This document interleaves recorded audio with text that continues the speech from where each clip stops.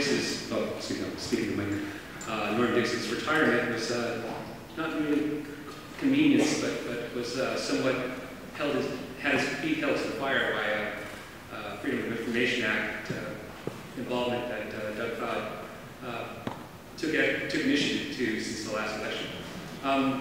Wondering if you would go into that a little bit more and to explain how that came about, and then if you'd like to comment on entrenched political incumbents dominating things, because fortunately I think that we have a more open level playing field because of his involvement in creating this convenient exit from Mr. Dix.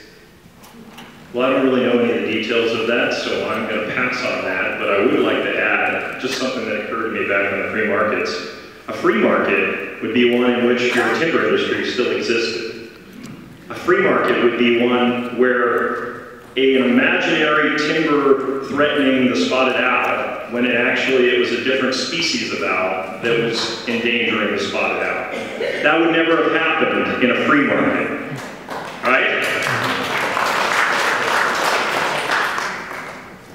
Well, like I said in my opening, corruption's killing the economy, and I became aware of the extreme corruption of Norm Dix in 2008. I got a tip from an anonymous call. He was running hundreds of millions of dollars in earmarks to a specific firm that had a specific female that he was trying to favor. And so we sent a private investigator out to talk to her. And that was more than a shot across Norm's bow, I'll tell you. She didn't admit anything, but it went, I'm sure, directly back to him.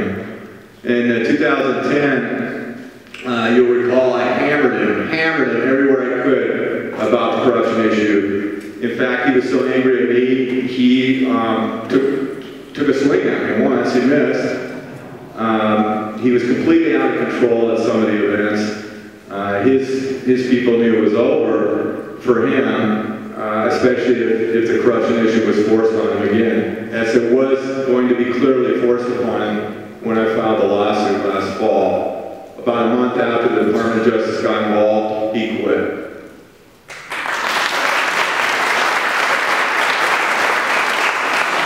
I can't add anything to it, so Jesse.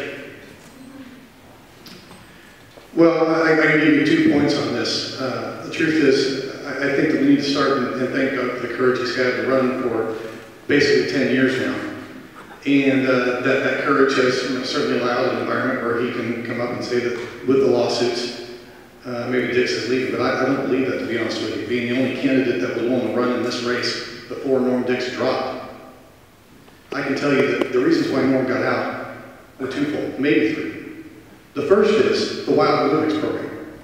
Never before had Norm taken heat from his own party. And when he came out with that Wild Olympics program, and Democrats in Grace Harbor and other counties came out publicly against it, he found himself in an environment that was no longer amenable to him.